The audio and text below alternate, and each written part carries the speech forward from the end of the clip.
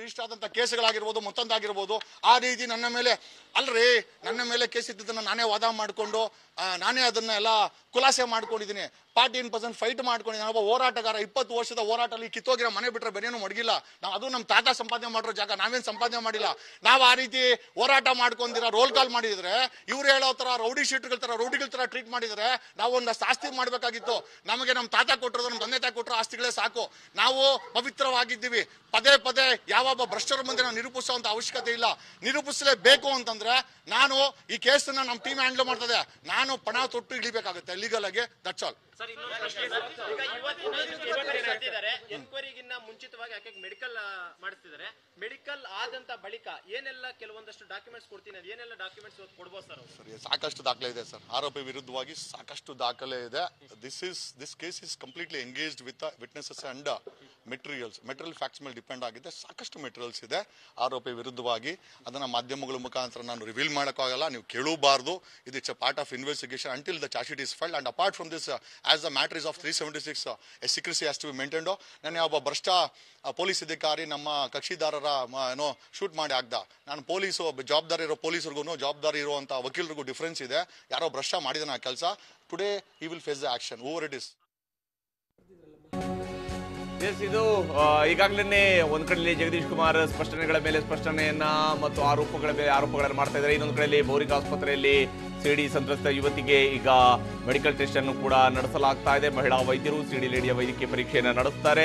ಬಹುಮುಖ್ಯವಾಗಿ ಇಲ್ಲಿ ಈ ಒಂದು ಪ್ರಕರಣಕ್ಕೆ ಸಂಬಂಧಿಸಿದಂತೆ ಒಂದು ಆಕೆಯ ಮೇಲೆ ಅತ್ಯಾಚಾರ ನಡೆದಿದೆಯೇ ಅನ್ನುವಂಥದ್ದು ಮತ್ತು ಆಕೆಯಲ್ಲೂ ಕೂಡ ಅತ್ಯಾಚಾರ ಅಂದ್ರೆ ಬಲಪ್ರಯೋಗ ಮಾಡಿ ಅತ್ಯಾಚಾರ ನಡೆದಿದೆ ಅನ್ನುವಂಥದ್ದನ್ನ ಆಕೆ ತನ್ನ ದೂರಿನಲ್ಲೂ ಕೂಡ ಉಲ್ಲೇಖ ಮಾಡಿಲ್ಲ. ಆದರೆ ಇಲ್ಲಿ ಒಂದಿಷ್ಟು ನಿಯಮಾವಳಿಗಳನ್ನ ಫಾಲೋ ಮಾಡಲೇಬೇಕಾಗತ್ತೆ ಅತ್ಯಾಚಾರ ಪ್ರಕರಣಕ್ಕೆ ಸಂಬಂಧಿಸಿದಂತೆ.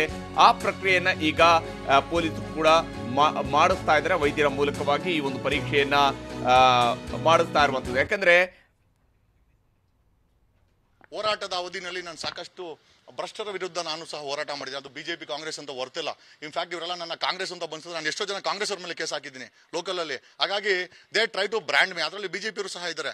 ಇವರು ಷಡ್ಯಂತ್ರಗಳು ಏನಂತಂದ್ರೆ ಈ ಕೇಸಿನಿಂದ ನಾನು ಹೊರಗಡೆ ಬರಲಿ ಅಂತ ನನ್ನ ಪರ್ಸನಲ್ ಆಗಿ ನಾನು ಮಾಡಿದಂಥ ಹೋರಾಟಗಳಲ್ಲಿ ನನ್ನ ಮೇಲೆ ಆದಂಥ ಕೇಸ್ ಆಗಿರ್ಬೋದು ಅಥವಾ ಅವ್ರ ಮೇಲೆ ನಾನ್ ರಿಜಿಸ್ಟರ್ ಮಾಡೋ ಕೇಸ್ಗಳಾಗಿರ್ಬೋದು ಅದನ್ನು ತೆಗೆದು ನನ್ನ ಮುಖಕ್ಕೆ ಮಸಿ ಬಡಿಯುವಂಥ ಪ್ರಯತ್ನ ಮಾಡ್ತಾ ಇದ್ದಾರೆ. ನನ್ನ ತೇಜೋವಧೆಯನ್ನು ಮಾಡಲಿಕ್ಕೆ ಪ್ರಯತ್ನ ಮಾಡ್ತಾ ಇದ್ದಾರೆ. ನಾನು ಯಾವುದೇ ಕಾರಣಕ್ಕೂ ಎದುರಿಲ್ಲ ಬೆದರಿಲ್ಲ. ಹಾಗಾಗಿನೇ ನನ್ನ ತೇಜೋವಧೆ ಮಾಡೋ ಒಂದು ಪ್ರೊಸೆಸ್ ಅಲ್ಲಿ ನನ್ನ ಕೋರ್ಟ್ಗೆ ಡ್ಯಾಮೇಜ್ ಆಗುತ್ತೆ ಅಂತ ನಾನು ಕೋರ್ಟು ಹಾಕಲ್ಲ ಇನ್ಮೇಲೆ. I will not wear this court also. Okay, ನನಗೆ ಒಂದು ಕಾರ್ಯ ಮಾಡೋದಿದೆ, ಆ ಕಾರ್ಯ ಮಾಡೋವರೆಗೂ ನಾನು ಸಹ ಕೋರ್ಟ್ ಹಾಕಲ್ಲ ಅಂತ ನಾನು ಸಹ ಪ್ರಮಾಣ ಮಾಡಿದ್ದೀನಿ. We will ensure I think good process until that. ನಾನು ಕೂಡ ಪ್ರಾಮಾಣಿಕರಿದ್ದಕ್ಕೆ ನಿಮ್ಮ ಮುಂದೆ ನಾನು ಮಾತಾಡ್ತಾ ಇದ್ದೀನಿ. That's all. Thank you. Yes, ಇದು ಜಗದೀಶ್ ಕೂಡ ಹೇಳ್ತಾ ಇರೋಂಥದ್ದು. ನನ್ನನ್ನು ಇಲ್ಲಿ ಗುರಿಯಾಗಿಸಿ ನನ್ನನ್ನು ಟೀಕೆ ಮಾಡ್ತಾ ಇದ್ದಾರೆ, ಅದು ಸರಿಯಲ್ಲ. ನಾನು ಕಾಂಗ್ರೆಸ್ನವರ ವಿರುದ್ಧವೂ ಕೂಡ ದೂರನ್ನು ದಾಖಲಿಸಿದ್ದೀನಿ, ಬಿಜೆಪಿಯವರ ವಿರುದ್ಧವೂ ಕೂಡ ಕೆಲವೊಂದು ಪ್ರಕರಣಗಳನ್ನು ದಾಖಲಿಸಿದ್ದೆ. ಹೀಗಾಗಿ ನಾನು ಎಲ್ಲರ ವಿರುದ್ಧ ಕೂಡ ಫೈಟ್ ಮಾಡ್ತೀನಿ, ನಾನೊಬ್ಬ ವಕೀಲ ಅನ್ನುವಂಥ ಸಮಜಾಯಿಷಿಯನ್ನು ಕೊಡ್ತಾ ಇದ್ದಾರೆ. ಹಾಗೆಯೇ ಈ ಸಿಡಿ ಲೇಡಿಯ ದೂರಿನ ಪ್ರತಿಯಲ್ಲೂ ಕೂಡ ಇರುವಂಥ ಅಂಶವನ್ನು ನಾವು ಗಮನಿಸಿದಾಗಲೂ ಕೂಡ ಆಕೆಯಲ್ಲೂ ಕೂಡ ಬಲವಂತವಾಗಿ ನನ್ನ ಮೇಲೆ ಅತ್ಯಾಚಾರ ಎಸಗಿದ್ದಾರೆ, ಬಲ ಪ್ರಯೋಗ ಮಾಡಿದ್ದಾರೆ ಅನ್ನೋದನ್ನು ಹೇಳೋದಿಲ್ಲ. ಬದಲಿಗೆ ಆಕೆ ಅಲ್ಲಿ ಹೇಳಿರುವಂಥ ಕೂಡ ಬೆಂಗಳೂರಿಗೆ ಬಂದು ನನ್ನ ನಿವಾಸಕ್ಕೆ ಬಾ, ಮಾತನಾಡಬೇಕು, ನಿನ್ನ ಕೆಲಸದ ವಿಚಾರ ಎಂದರು.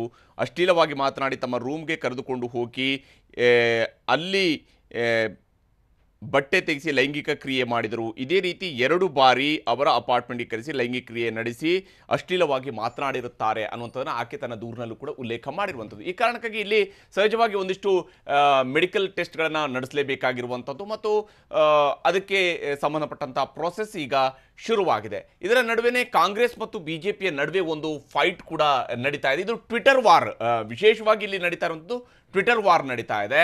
ಟ್ವೀಟ್ಗಳ ಮೂಲಕವಾಗಿಯೇ ಕಾಂಗ್ರೆಸ್ನ ಟ್ವಿಟರ್ ಹ್ಯಾಂಡಲಿಂದಲೂ ಕೂಡ ಒಂದಿಷ್ಟು ಟ್ವೀಟ್ಗಳನ್ನು ನಿರಂತರವಾಗಿ ಮಾಡಲಾಗ್ತಾ ಇದೆ. ಹಾಗೆಯೇ ಬಿಜೆಪಿಯ ಟ್ವಿಟರ್ ಹ್ಯಾಂಡಲಿಂದಲೂ ಕೂಡ ಎಲ್ಲೂ ಕೂಡ ಬಿಜೆಪಿಯ ರಾಜ್ಯದ ಪ್ರಮುಖ ನಾಯಕರು ಈ ವಿಚಾರದಲ್ಲಿ ಯಾವುದೇ ಹೇಳಿಕೆಯನ್ನು ಅಧಿಕೃತವಾಗಿ ನೀಡ್ತಾ ಇಲ್ಲ. ಆದರೆ ಇದಕ್ಕೆ ಸಂಬಂಧಪಟ್ಟಂತೆ ಟ್ವೀಟ್ನ ಮೂಲಕವಾಗಿ ಪ್ರಶ್ನಿಸ್ತಾ ಇದ್ದಾರೆ ಕಾಂಗ್ರೆಸ್ಸನ್ನು. ಹಾಗೆಯೇ ಕಾಂಗ್ರೆಸ್ ಕಡೆಯಿಂದಲೂ ಕೂಡ ನೇರವಾಗಿ ಸುದ್ದಿಗೋಷ್ಠಿಯನ್ನು ನಡೆಸಿ ಅದನ್ನು ಹೇಳ್ತಾ ಇಲ್ಲ, ಬದಲಿಗೆ ಟ್ವೀಟ್ ಮೂಲಕವಾಗಿ ಹೇಳ್ತಾ ಇದೆ. ಆದರೆ ಒಂದು ಬಹಳ ಮುಖ್ಯವಾಗಿ ಒಂದು ಟ್ವೀಟನ್ನು ಕಾಂಗ್ರೆಸ್ ನಿನ್ನೆ ಮಾಡಿರುವಂಥದ್ದು, ಸಂತ್ರಸ್ತೆ ಬಂದು ನ್ಯಾಯಾಧೀಶರ ಎದುರು ಹೇಳಿಕೆಯನ್ನೂ ಕೊಟ್ಟಾಯಿತು. ಇಷ್ಟಾದರೂ ಅತ್ಯಾಚಾರ ಆರೋಪಿ ರಮೇಶ್ ಜಾರಕಿಹೊಳಿ ಬೀದಿ ಗೂಳಿಯಂತೆ ತಿರುಗಾಡುತ್ತಿದ್ದಾರೆ. ಇನ್ನೂ ಕೂಡ ಆರೋಪಿಯ ಬಂಧನವಾಗಿಲ್ಲ ಏಕೆ? ಬಿಲ್ಡಪ್ ಬೊಮ್ಮಾಯಿ ಅವರೇ ಅನ್ನುವಂತಹ ಪ್ರಶ್ನೆಯನ್ನು ಕೇಳಿರುವಂಥದ್ದು. ಅರೆಸ್ಟ್ ರೇಪಿಸ್ಟ್ ರಮೇಶ್ ಅನ್ನುವಂಥ ಹ್ಯಾಶ್ಟ್ಯಾಗ್ ಅನ್ನ ಕಾಂಗ್ರೆಸ್ ಮಾಡ್ತಾ ಇದೆ. ತೇಜಸ್ವಿನಿ ಅವರೇ, ಈ ಕಾಂಗ್ರೆಸ್ ಕೇಳ್ತಾ ಇರುವಂತಹ ಈ ಪ್ರಶ್ನೆಗೆ ಏನು ಉತ್ತರ? ಅಂದ್ರೆ ಒಂದು ಅತ್ಯಾಚಾರದ ಪ್ರಕರಣ ಇಲ್ಲಿ ದಾಖಲಾಗಿದೆ. ಅತ್ಯಾಚಾರದ ಪ್ರಕರಣ ದಾಖಲಾದಂಥ ಸಂದರ್ಭದಲ್ಲಿ ಯಾವ ಕಾರಣಕ್ಕಾಗಿ ಅವರನ್ನ ಅರೆಸ್ಟ್ ಮಾಡಿಲ್ಲ ಅನ್ನುವಂಥದ್ದಕ್ಕೆ ಹರಿ ನಾನು ಜಸ್ಟ್ ಒಂದೇ ಒಂದು ಸೆಕೆಂಡ್, ನಮ್ಮ ಪ್ರತಿನಿಧಿ ಶ್ರುತಿ ಈಗ ಬೋರಿಂಗ್ ಆಸ್ಪತ್ರೆ ಬಳಿಯಿಂದ ಸಂಪರ್ಕದಲ್ಲಿದ್ದಾರೆ. ಶ್ರುತಿ, ಈಗ ಮೆಡಿಕಲ್ ಟೆಸ್ಟ್ ಆರಂಭ ಆಗಿದೆಯಾ? ಎಸ್ ಹರಿಪ್ರಸಾದ್, ಈಗ ಆಲ್ರೆಡಿ ಕಳೆದ 10 ನಿಮಿಷದಿಂದಲೂ ಕೂಡ ಮೆಡಿಕಲ್ ಟೆಸ್ಟ್ ಅನ್ನ ಮಾಡ್ತಾ ಇರುವಂತದ್ದು. ಈಗ ಯಾರು ಶಿಫ್ಟ್ ಅಲ್ಲಿ ಇದ್ದಾರೆ ಆ ವೈದ್ಯರು ಎಲ್ಲಾ ತಯಾರಿಯನ್ನ ಮಾಡ್ಕೊಂಡಿದ್ರು. ನಿನ್ನೆಯಿಂದಲೂ ಕೂಡ ಇಲ್ಲಿ ಸಿಡಿ ಲೇಡಿಗೆ ಮೆಡಿಕಲ್ ಟೆಸ್ಟ್ ಅನ್ನ ಮಾಡೋದಕ್ಕೆ ಸಕಲ ಸಿದ್ಧತೆಯನ್ನ ಮಾಡ್ಕೊಳ್ಳಲಾಗಿತ್ತು. ಆದ್ರೆ ನಿನ್ನೆ ಕಾರಣಾಂತರದಿಂದ ಆಕೆಗೆ ಮೆಡಿಕಲ್ ಟೆಸ್ಟ್ ಗೆ ಒಪ್ಪಿಗೆ ನೀಡಿಲ್ಲ. ಆದ್ರೆ ಈಗ ಸದ್ಯಕ್ಕೆ SIT ತಂಡ ಆಕೆಯನ್ನ ಮೆಡಿಕಲ್ ಟೆಸ್ಟ್ ಮಾಡೋದಕ್ಕೆ ಕರ್ಕೊಂಡು ಬಂದಿದ್ದಾರೆ. ಆಕೆ ಮಾನಸಿಕವಾಗಿ ದೈಹಿಕವಾಗಿ ಸದೃಢವಾಗಿ ಇದ್ದಾಳ ಅನ್ನುವಂತ ಆ ಟೆಸ್ಟ್ ಇವಾಗ ನಡೀತಾ ಇರುವಂತದ್ದು. ಈಗಷ್ಟೇ 10 ನಿಮಿಷದಲ್ಲಿ ಆಕೆ ಒಳಗಡೆ ಹೋಗಿದ್ದಾಳೆ. ಸ್ತ್ರೀರೋಗ ತಜ್ಞರು ಕೂಡ ಆಕೆಗೆ ಟ್ರೀಟ್ಮೆಂಟ್ ಅಂದ್ರೆ ಟೆಸ್ಟ್ ಅನ್ನ ಮಾಡ್ತಾ ಇರುವಂತದ್ದು. ಅತ್ಯಾಚಾರ ಪ್ರಕರಣ ಇರುವಂತ ಹಿನ್ನೆಲೆಯಲ್ಲಿ ಆಕೆಗೆ ಸ್ತ್ರೀರೋಗ ತಜ್ಞರು ಕೂಡ ಟೆಸ್ಟ್ ಅನ್ನ ಮಾಡ್ತಾ ಇದ್ದಾರೆ. ಆಕೆಗೆ ಅಂತಾನೆ ಒಂದು ಕೊಠಡಿಯನ್ನ ಮೀಸಲಿಟ್ಟಿದ್ರು. ಇಲ್ಲಿರುವಂತಹ ಉನ್ನತ ಅಧಿಕಾರಿಗಳು ನೀಡಿರುವಂತಹ ಮಾಹಿತಿ ಪ್ರಕಾರ ಅದೇ ಕೊಠಡಿಯಲ್ಲಿ ಆಕೆಗೆ ಸದ್ಯಕ್ಕೆ ಟ್ರೀಟ್ಮೆಂಟ್ ಆಗ್ತಾ ಇರುವಂತದ್ದು. SIT ತಂಡ ಯಾವೆಲ್ಲ ಚಿಕಿತ್ಸೆಯನ್ನ ಸೂಚಿಸುತ್ತೆ ಆ ಚಿಕಿತ್ಸೆಯನ್ನ ಮಾಡೋದಕ್ಕೆ ಮಾಡ್ತಾ ಇರುವಂತದ್ದು. ಈಗ ಇನ್ನು ಹಾಫ್ ಅನ್ ಅವರ್ ಅಥವಾ 1 ಗಂಟೆಗಳ ಕಾಲಾವಕಾಶದಲ್ಲಿ ಆಕೆಯ ಮೆಡಿಕಲ್ ಟೆಸ್ಟ್ ಮುಕ್ತಾಯವಾಗುತ್ತೆ. ಹರಿಪ್ರಸಾದ್, ಓಕೆ, ಧನ್ಯವಾದ ಶ್ರುತಿ ತಮ್ಮೆಲ್ಲ ಮಾಹಿತಿಗೆ. ತೇಜಸ್ವಿನಿ ಅವರೇ, ಕಾಂಗ್ರೆಸ್ನವರು ಕೇಳ್ತಾ ಇರುವಂತಹ ಪ್ರಶ್ನೆ ಇದೆ. ಹರಿ, ಈಗ ಕಾಂಗ್ರೆಸ್ನವರು ಅತ್ಯಾಚಾರದ ಆರೋಪ, ಹೌದು, ಅತ್ಯಾಚಾರಿಯ ಅಲ್ವಾ ಅಂತ ಹೇಳಿ ಕೋರ್ಟ್ ಹೇಳುತ್ತೆ. ಹೌದು, ಒಂದು ಪೊಲಿಟಿಕಲ್ ಪಾರ್ಟಿ, ನ್ಯಾಷನಲ್ ಪಾರ್ಟಿ, ಅತ್ಯಾಚಾರಿ ಅವನೊಳಗಾಕಿ ಅತ್ಯಾಚಾರಿ ಗುಳಿ ತರ ತಿರುಗ್ತದೆ. ಎಲ್ಲ ವಿಜುವಲ್ಸ್ ನಿಮ್ಮ 100 ಕ್ಯಾಮ್ರಾಗಳು ಅವ್ರ ಮನೆ ಮುಂದೆ ಇದೆ. ಅವ್ರ ಬಾಡಿ ಲ್ಯಾಂಗ್ವೇಜ್ ನೋಡಿದಿರಿ. ಅವ್ರು ಎಲ್ಲ ಕರೆದ ಕಡೆ ಹೋಗಿದ್ದಾರೆ, SITಗೆ ಹೋಗಿದ್ದಾರೆ, ಮಂತ್ರಿಗಿರಿಗೆ ರಾಜೀನಾಮೆ ಕೊಟ್ಟಿದ್ದಾರೆ, ಎಲ್ಲೂ ಹೊಡೋಗಿಲ್ಲ. ಇನ್ನು ಆರೋಪ ಮಾಡಿದಂಥ ಅವರೇ ನೆನ್ನೆ ತಾನೇ ಹೇಳಿದ್ದಾರೆ ವಿಮಾನದಿಂದ. ಅವರೆಲ್ಲೆಲ್ಲಿದ್ರು, ಏನೇನು ಕತೆ, ಹೈ ಪ್ರೊಫೈಲ್ ಮಂತ್ರಿದೆಲ್ಲ. ರಮೇಶ್ ಜಾರಕಿಹೊಳಿ ಹೈ ಪ್ರೊಫೈಲ್ ಅಲ್ಲ. ಇಲ್ಲಿ ಆರೋಪ ಮಾಡಿರ್ತಕ್ಕಂಥ ಆಕೆಯ ಹಿನ್ನೆಲೆ ಏನು, ಅದು ಎಷ್ಟು ದಿನಗಳಿಂದ ನಡೆದಿದೆ. ಈ ನಿಮ್ಮ ಒಂದು ತಾವು ಓದಿದ 3 ಲೈನಲ್ಲಿ ನಾನು ನೋಡ್ತಾ ಇದ್ದೆ. ಬಲವಂತವಾಗಿ ಅನ್ನೋದು ಒಂದು ಪದ ಬಂದ್ರೆ, ಬಲವಂತ ಅನ್ನೋದು ಪದ ಬಂದಿಲ್ಲ. ಕರೆಸ್ತಾರೆ, ರೂಮ್ಗೆ ಬಾ ಅಂತ ಹೇಳ್ತಾರೆ, ಬಟ್ಟೆಯನ್ನ ತೆಗಿಸಿ ಇನ್ ಬಿಟ್ವೀನ್ ದ ಲೈನ್ಸ್ ನಾವು 3 ಜನನೂ ಮಾತಾಡ್ತೀವಿ. ಪೊಲಿಟಿಕಲ್ ಡಿಬೇಟ್ ಅಲ್ಲ ಇದು. ಇದು ಡೆಫಿನೆಟ್ಲಿ ಒಂದು ಅಪರಾಧದ, ಸೀರಿಯಸ್ ಅಪರಾಧ ಮತ್ತು ಸಾರ್ವಜನಿಕ ಜವಾಬ್ದಾರಿನ ಹೊತ್ತಂತ ಒಬ್ಬ ವ್ಯಕ್ತಿ ವಿರುದ್ಧ ಇಲ್ಲಿರ್ತಕ್ಕಂಥದ್ದು ಒಂದು. ಆಮೇಲೆ ಟ್ವೀಟ್ ವಾರ್ಗಳಿಗೆ ಅದರಲ್ಲಿ ಏನು ಅರ್ಥ ಇಲ್ಲ, ಅದು ಒಳ್ಳೇದಲ್ಲ. ಇದೇನು ಯಾವುದೇ ಪೊಲಿಟಿಕಲ್ ಪಾರ್ಟಿಗೆ ಅದು ಒಳ್ಳೇದಲ್ಲ. ಇದನ್ನ ಬಿಟ್ಟು ಇದರಲ್ಲಿ ನ್ಯಾಯ ನಿರ್ಣಯ ಮಾಡೋದ್ ನಿಟ್ಟಿನಲ್ಲಿ ನಾವೆಲ್ಲರೂ ಒಂದು ಜವಾಬ್ದಾರಿತ್ವಾಗಿ ನಡ್ಕೊಳ್ಬೇಕು ಅನ್ನೋದು ಒಂದು ವಿನಂತಿ. ಎರಡನೇದು ಮೆಡಿಕಲ್ ಟೆಸ್ಟ್ ಸಂಬಂಧಪಟ್ಟಾಗ ಸ್ತ್ರೀ ವೈದ್ಯರನ್ನೆಲ್ಲ ತಾವು ಮಾತಾಡ್ಸಿದ್ರಿ. ಇವಾಗ ಆ ಕನ್ಯೆಯಾಗಿ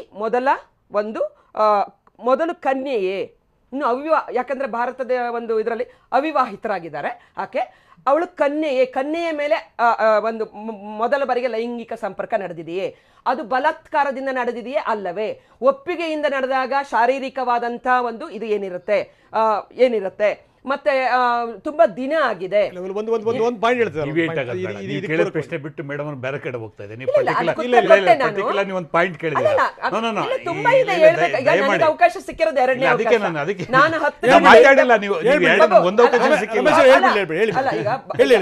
ಅಲ್ಲ, ಮೊದಲ ಅವಕಾಶ ಬಾಬುಗ್ ಸಿಕ್ತು, ನನಗೆ ಸಿಕ್ಕಿರೋದು, ನಮ್ಮಿಬ್ಬರಿಗೂ ಒಂದೊಂದೇ ಅವಕಾಶ ಸಿಕ್ಕಿದ್ದು. ಇದು ನನಗೆ ಸಿಕ್ಕಿದೆ, ನಂತರ ಬಾಬುಗ್ ಸಿಗುತ್ತೆ.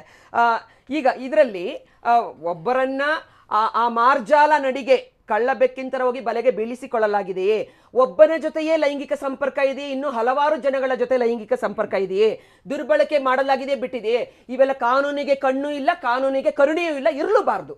ಯಾಕಂದ್ರೆ ಪ್ರತ್ಯಕ್ಷ ಕಂಡ್ರು ಪ್ರಮಾಣಿಸಿ ನೋಡ್ತಕ್ಕಂಥದ್ದು ನ್ಯಾಯ ನೀಡಿಕೆಯ ಪ್ರಕ್ರಿಯೆಯಲ್ಲಿ ಭಾರತ ದೇಶವೇ ಅಲ್ಲ, ಎಲ್ಲ ಕಡೆ ಕೂಡ ಅವನು ಯಾರೇ ಪ್ರಬಲ ಆಗಿರ್ಲಿ, ಅವನು ದುರ್ಬಲ ಆಗಿರ್ಲಿ, ಅಲ್ಲಿ ಫ್ಯಾಕ್ಟ್ಸ್ ಆಧಾರದ ಮೇಲೆ, ಸತ್ಯ ವಾಸ್ತವದ ಆಧಾರದ ಮೇಲೆ ನ್ಯಾಯ ಡೆಲಿವರಿಯನ್ನು ಕೊಡಬೇಕಾಗುತ್ತೆ.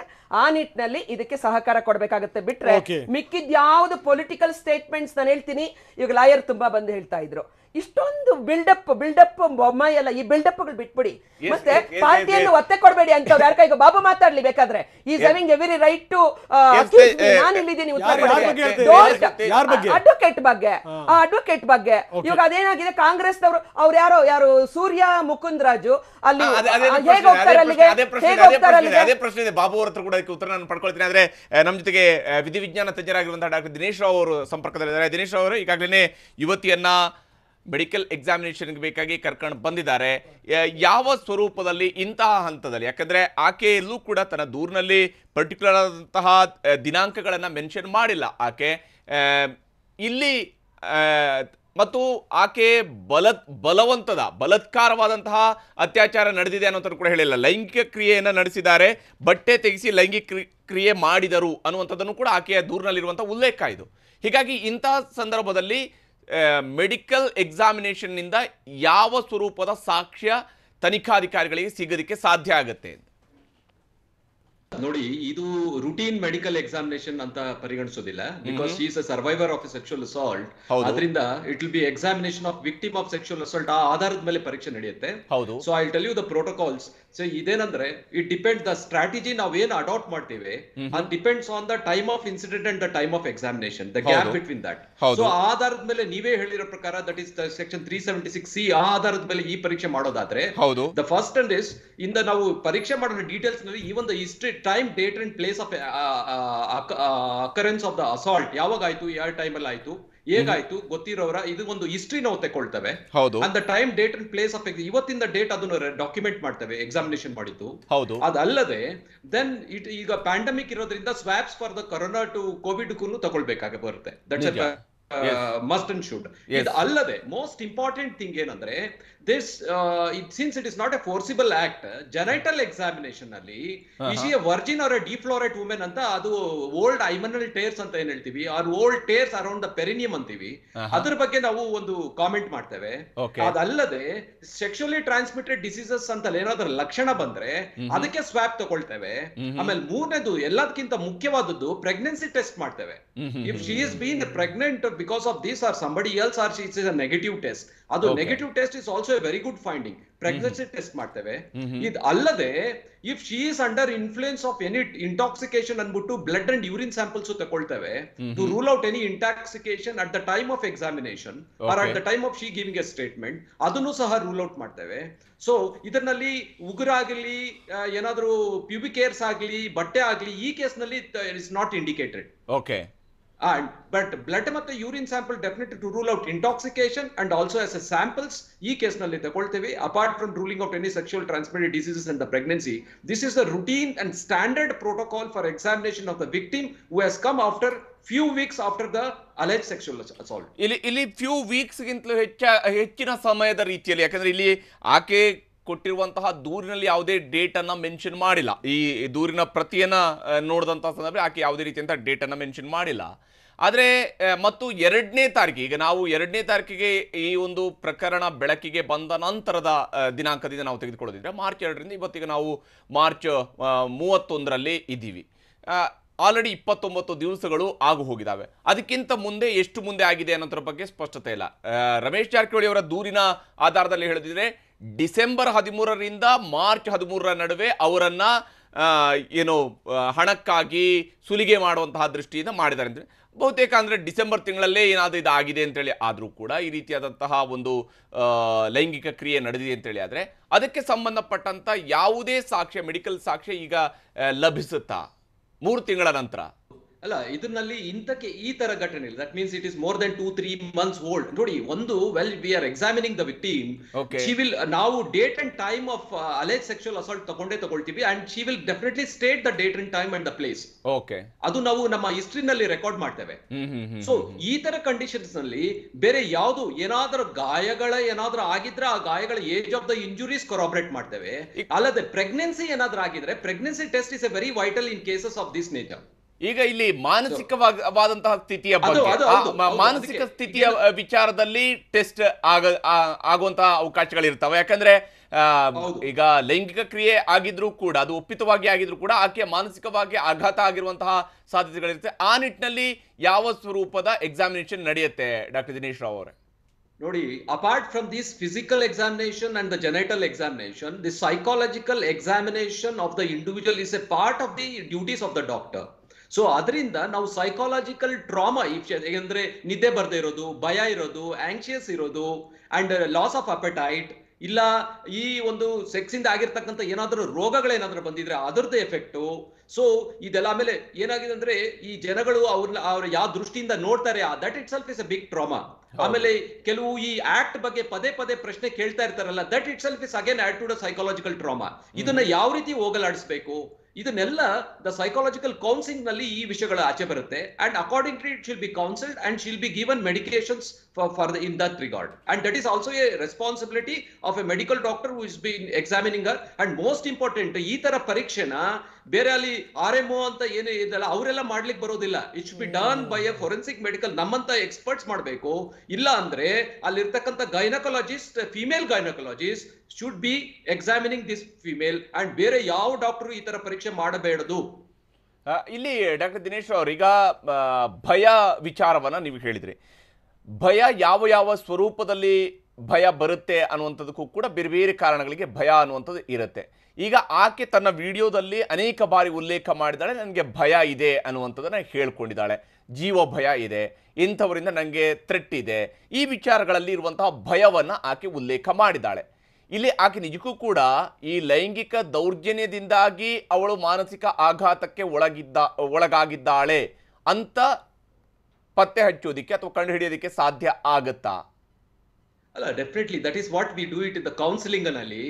ಒಂದು ಏನು, A private sexual act has been in a public domain, ಅದರದ್ದು ಒಂದು ಟ್ರಾಮಾ, ಪ್ಲಸ್ ಇವಳಿಗೆ ಕೆಲಸ ಏನೋ ಅಲೈಜ್ ಮಾಡ್ತಿರಲ್ಲ, ಕೆಲಸ ಕೊಡಿಸ್ತೀನಿ ಅಂತ ಆಗದಿರೋ ಅದು ಅವ್ರದ್ದು ಒಂದು trauma, plus sexual act betrayal is another one trauma, breach of trust is another trauma honour psychology, plus ಆ ಸೆಕ್ಷುವಲ್ ಆಕ್ಟ್ ಇಂದ ಆಗಿರ್ತಕ್ಕಂಥ ಮನಸ್ಸಿನ ಮೇಲೆ ಪ್ಲಸ್ ಬಾಡಿ ಮೇಲೆ ಆಗಿರ್ತಕ್ಕಂಥ ಪರಿಣಾಮಗಳು, ದಟ್ ಈಸ್ ಅನದರ್ ಟ್ರಾಮಾ. ಎಲ್ಲದಕ್ಕಿಂತ ಈ ತರ ಈಗ media attention, public attention, plus investigators ಈ ಸೆಕ್ಷುವಲ್ ಆಕ್ಟ್ ಬಗ್ಗೆ ಪದೇ ಪದೇ ಕೇಳ್ತಾ ಇರ್ತಾರಲ್ಲ, that it's a very larger trauma than the actual sexual act. So ಅದನ್ನ ನಾವು ಯಾವ ರೀತಿ ನೀವು ಹೋಗಲಾಡಿಸಬೇಕು, ಇದರಿಂದ ಅವ್ರ ಮನ್ಸ್ ಮೇಲೆ ಪರಿಣಾಮ, especially their rationalizations will be different, even the what you call the orientations will be affected.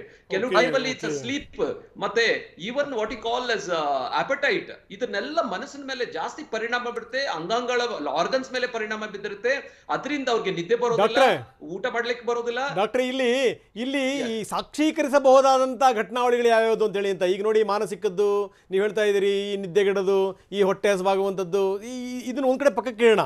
ಆದರೆ ನಿಜಕ್ಕೂ ಇದು ಸಾಕ್ಷಿ ಆಗಬಲ್ಲಂಥದ್ದು ಯಾವ ಅಂಶಗಳು ಗೊತ್ತಾಗುತ್ತೆ ಅನ್ನುವಂಥದ್ದು ವೆರಿ ಇಂಪಾರ್ಟೆಂಟ್ ಸಂಗತಿ. ಯಾಕಂದರೆ ನೋಡಿ, ಬಹಳ ದಿನಗಳಾಗಿದೆ. ಆಮೇಲೆ ಆ ವಿಡಿಯೋ ನೋಡಿದಂಥ ಸಂದರ್ಭದಲ್ಲಿ ಇಬ್ಬರ ನಡುವೆ ಒಂದು ಅನ್ಯೋನ್ಯತೆ ಇದೆ ಅನ್ನುವಂಥದ್ದು ಗೊತ್ತಾಗುತ್ತೆ. ಅಂದರೆ ಯಾವುದೇ ಬಲವಂತ ಆಗಿರ್ಬೋದು, ಅಥವಾ ಗಾಯ ಮಾಡಿರುವಂಥದ್ದಾಗಿರ್ಬೋದು, ಅಥವಾ ಹಿಂಸೆ ಕೊಟ್ಟಿರುವಂಥದ್ದಾಗಿರ್ಬೋದು, ಅದ್ಯಾವುದು ಕೂಡ ಮೇಲ್ನೋಟಕ್ಕೆ ಕಾಣಲ್ಲ. ಇಂಥ ಸಂದರ್ಭದಲ್ಲಿ ಸಾಕ್ಷಿಯಾಗಿ ನಿಲ್ಲಬಲ್ಲಂತಹ ಆ ಪರೀಕ್ಷೆಗಳು ಅದರಲ್ಲಿ ಏನು ಸಿಗುತ್ತೆ ಅನ್ನುವಂಥದ್ದು ವೆರಿ ಇಂಪಾರ್ಟೆಂಟ್ ಡಾಕ್ಟ್ರೆ.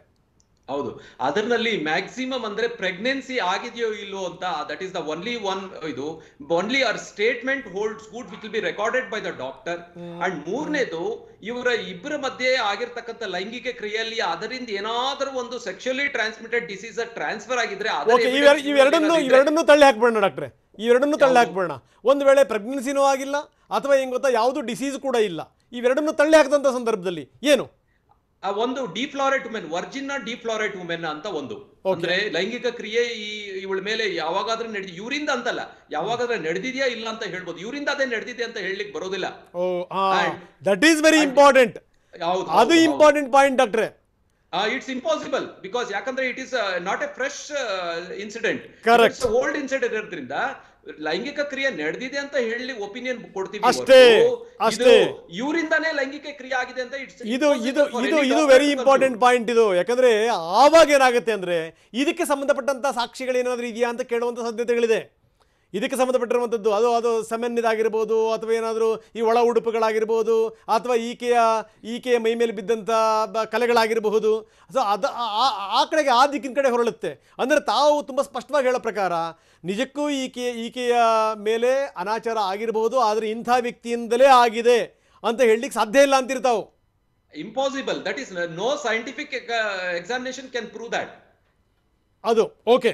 ಎಸ್ ಡಾಕ್ಟ್ರೆ.